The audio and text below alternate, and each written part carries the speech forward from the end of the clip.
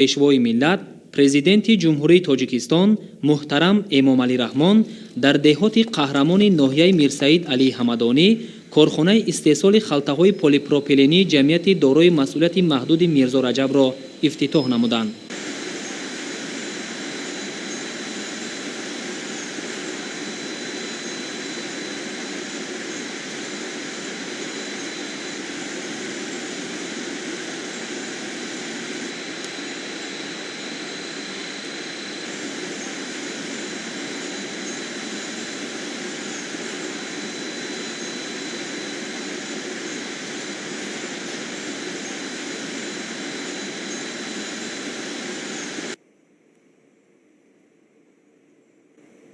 корхонаи нави саноатӣ дар доираи тадбирҳои созандагӣ ба ифтихори 30-солагии истиқлолияти давлатии ҷумҳурии Тоҷикистон ва татбиқи ҳадафи чоруми миллӣ саноатикунонӣ бо суръати кишвар аз тарафи соҳибкори ватанӣ Ҷиёнхон Мирзоев бо харҷи 1,7 миллион сомонӣ бунёд гардидааст.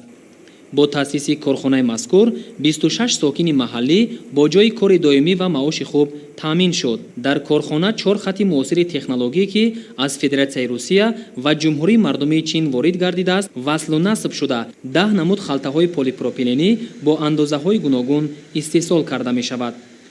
иқдом гирифтем ки дар асоси пешниҳодҳо ва дастгириҳои ҷаноби олӣ ки ҳадафи чоруми саноатикунонӣ мебошад, ҳамин корхонаро бо ҳамроҳи фарзандон сохта ба истифода додем. дар ин ҷа асосан халтаҳои полипропиленӣ тайёр карда мешавад ки андозаи гуногун доранд. коргаро маоши нағз мегиранд, розиянд ҳама аз кор. ҷаноби олӣ ҳамаи шароитҳоро фароҳам овардааст. ҳар як шахс кор ва меҳнат мекунад. мо ҳам аз иқдомҳои ҷаноби олӣ ниҳоят хурсандем ва ифтихор мекунем ки чунин сардор ва пешвои муаззам дорем. тамоми номгӯи маҳсулоти истеҳсолшаванда аз лиҳози намуд ва сифат ба меъёрҳои байналмилалӣ ҷавобгӯ мебошад. сарвари давлат муҳтарам Эмомалӣ Раҳмон зимни шиносоӣ бо фаъолияти корхонаи навбунёди истеҳсолӣ ба соҳибкори маҳаллӣ барои ҷонибдорӣ аз сиёсати пешгирифтаи ҳукумати мамлакат ҷиҳати ба шуғли доимӣ ҷалб кардани сокинон ва ба ин восита баланд бардоштани сатҳи некуаҳолии мардум изҳори сипос намуданд. бо соҳибкорони ватанӣ дар партави дастур супоришҳои ва ҳидоятҳои асосгузори сулҳ ва ваҳдати миллӣ пешвои миллат президенти ҷумҳурии Тоҷикистон муҳтарам Эмомалӣ Раҳмон фаъолияти худро ба роҳ монда ҷиҳати расидан ба ҳадафи стратегии давлату ҳукумат ба бунёди корхонаҳои истеҳсолӣ камар бастаем ва корхонаи истеҳсоли халтаҳои полипропиленӣ ҷДМ Мирзо Раҷаб ягона корхона дар ҳудуди ноҳия мебошад ки ба истеҳсоли халтаҳо машғул аст. ҳадаф аз бунёди корхонаи истеҳсоли халтаҳои полипропиленӣ дар ноҳияи Мирсаид Алии Ҳамадонӣ тақвияти иқтидори истеҳсолии шаҳру ноҳияҳои минтақаи Кулуби вилояти Хатлон мебошад. пас аз шиносоӣ бо ҷараёни истеҳсолот дар корхонаи нав пешвои миллат муҳтарам Эмомалӣ Раҳмон аз намоиши маҳсулоти саноатӣ, хӯрокворӣ ва сохтмонӣ ки аз ҷониби саноатчиёни ноҳия ташкил карда шудааст дидан карданд. дар намоиш намаки ошии ёддор, равғани растанӣ, меваю сабзавоти консервашуда ва масолеҳи гуногуни сохтмонӣ муаррифӣ карда шуд. таъкид гардид ки айни замон дар ноҳияи Мирсаид Алии Ҳамадонӣ зиёда аз 68 корхонаи саноатӣ амал мекунад ки ба истеҳсоли маҳсулоти гуногун аз қабили орду равған, намак, коркарди меваву сабзавот ва дигар навъи маҳсулоти зарурӣ рӯзгор машғул мебошанд. ҳиссаи соҳаи саноат ба иқтисодиёти ноҳия назаррас буда ҳамасола бо таъсис ва фаъолияти босамари коргоҳу корхонаҳои нав ҳаҷми маҳсулоти истеҳсолӣ афзоиш меёбад. асосгузори сулҳу ваҳдати миллӣ пешвои миллат президенти ҷумҳурии Тоҷикистон муҳтарам Эмомалӣ Раҳмон дар маркази ноҳияи Мирсаид Алии Ҳамадонӣ ҳамчунин дар ифтитоҳи як маҷмӯаи варзишии замонавӣ иштирок карданд. иншооти варзишӣ бо сифати баланд ва мутобиқ ба стандарти байналмилалӣ сохта шуда дар он барои ба машқу тамрин фаро гирифтани ҷавонону наврасон шароити мусоид фароҳам гардидааст. 1 октябр асосгузори сулҳу ваҳдати миллӣ пешвои миллат президенти ҷумҳурии тоҷикистон муҳтарам Эмомалӣ Раҳмон дар маркази ноҳияи Мир Саид Алии Ҳамадонӣ маҷмуаи варзишии замонавиро ки бо саҳми соҳибкор Амрохон Саидов бунёд гардидааст мавриди истифода қарор доданд. Маҷмуаи варзишӣ дорои 5 толори хурди варзишӣ аз ҷумла 1 толор барои теквандо, толори гӯштин, толор барои бозии шашкаю шоҳмод, толори тамрин ва толори тенниси рӯи миз аст. имрӯз хурсандии ҷавонону варзишгарони ноҳия ҳадду канор надорад, чунки боз дар баробари дигари иншоотҳо бо ташаббус ва дастгириҳои бевоситаи пешвои муаззами миллат ва дар доираи нақша чорабиниҳо бахшида ба 30-солагии истиқлолияти давлатии ҷумҳурии Тоҷикистон бо иштироки бевоситаи пешвои муаззами миллат дар ҳудуди шаҳраки Москва боз 1-2 майдонча ва 1 маҷмуаи варзишӣ мавриди истифода қарор гирифт. мактаби варзишӣ фаъолият дорад ки дар он бештар аз 1000 нафар ҷавонон наврасон аз рӯи 11 намуди варзиш ба машқу тамрин фаро гирифта шудаанд.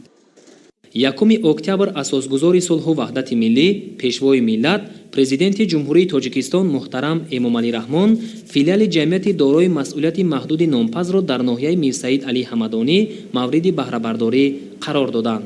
дар маркази хизматрасонӣ дар баробари омода ва ба фурӯш гузоштани маҳсулоти гуногуни нонӣ аз ҷумла кулчаю қалама, чапотию фатир, самбуса ва кулчақанду шириниҳо ҳамзамон ҷавонон ба касбомӯзӣ ҷалб карда мешаванд. иншооти хизматрасонӣ ба истиқболи сазовори 30-солагии истиқлоли давлатӣ ва дар доираи солҳои рушди деҳот, сайёҳӣ ва ҳунарҳои мардумӣ аз тарафи ҷамъияти дорои масъулияти маҳдуди номпаз бунёд карда шудааст. пешвои миллат муҳтарам Эмомалӣ Раҳмон ба масъулон барои таъсиси маркази пухтупази маҳсулоти нонӣ ва ба касбомӯзӣ ҷалб кардани духтарон изҳори сипос карданд. дар марказ катбонувони моҳир беш аз 20 намуд маҳсулоти нонӣ ва кулчақанду шириниҳо омода карда ба мардум пешниҳод менамоянд. маҳсулоти истеҳсолшуда ба бозору нуқтаҳои фурӯши ноҳия дастрас гардида талабгорони зиёд доранд. айни замон дар маркази хизматрасонӣ ва касбомӯзӣ зиёда аз 20 нафар кору фаъолият менамоянд ки аксари онҳо занону бонувони маҳаллӣ мебошанд. бояд гуфт ки занону бонувони ба кор ҷалб шуда қаблан хонашин буданд ва акнун соҳиби ҷойи кори доимӣ ва маоши хуб гардиданд. бо мақсади аз худ кардани пухтупази маҳсулоти ғизоӣ аз қабили кулчақанду шириниҳо ҳамарӯза ҷавонони зиёд ба ин марказ меоянд ва дар рафти машғулиятҳои амалӣ онҳо нозукиҳои омода кардани маҳсулоти нонӣ ва кулчақанду шириниҳоро меомӯзанд. мо ҷавонони зодаи даврони истиқлол хушбахт аз он ҳастем ки чунин сарвари ғамхор дорем. миннатдории худро ба пешвои миллат муҳтарам Эмомалӣ Раҳмон мерасонем ки барои мо ҷавонон чунин шароитҳои арзандаи илмомӯзӣ ва кору фаъолиятро фароҳам оварданд. дар маркази касбомӯзӣ мо пухтани маҳсулотҳои нонӣ ва кулчақанду шириниҳоро меомӯзем. кӯшиш мекунем ки дар оянда касбу ҳунар омӯхта барои боз ҳам пешрафту шукуфоии ватани азизамон саҳми арзандаи худро гузорем. президенти мамлакат муҳтарам Эмомалӣ Раҳмон барои бештар ҷалб кардани ҷавонони соҳибзавқ ба касбомӯзӣ махсусан омода кардани кулчақанду шириниҳо масъулонро вазифадор намуданд. филиали ҷамъияти дорои масъулияти маҳдуди номпаз аз аввалин маркази касбомӯзию хизматрасонии муосир дар ноҳияи Мир Саид Алии Ҳамадонӣ мебошад ки фаъолияти худро ба истеҳсоли маҳсулоти нонӣ ва кулчақанду шириниҳо равона кардааст. ҳоло бо фармоиши мизоҷон дар марказ кулчақанду шириниҳо ва маҳсулоти нонӣ сари вақт омода ва пешкаш мегардад. дар сурати афзудани талаботи аҳолӣ ба маҳсулоти ин марказ истеҳсоли онҳо бештар карда мешавад. сарвари давлат муҳтарам Эмомалӣ Раҳмон бо катбонувони ноҳия суҳбати самимӣ ороста барои омода кардани маҳсулоти болаззату серғизои нонӣ ба онҳо изҳори сипос карданд. дар саҳни филиали ҷамъияти дорои масъулияти маҳдуди номпаз ҳунармандони чирадаси ноҳияи Мир Саид Алии Ҳамадонӣ аз 8 ҷамоати шаҳраку деҳот намунаҳо аз офаридаҳои худ аз қабили қолинбофӣ, чӯбтарошӣ, бофандагӣ, муҳрабофӣ, заргарӣ, чакандӯзӣ, шерозбофӣ ва гулдӯзиҳоро ба намоиш гузоштанд.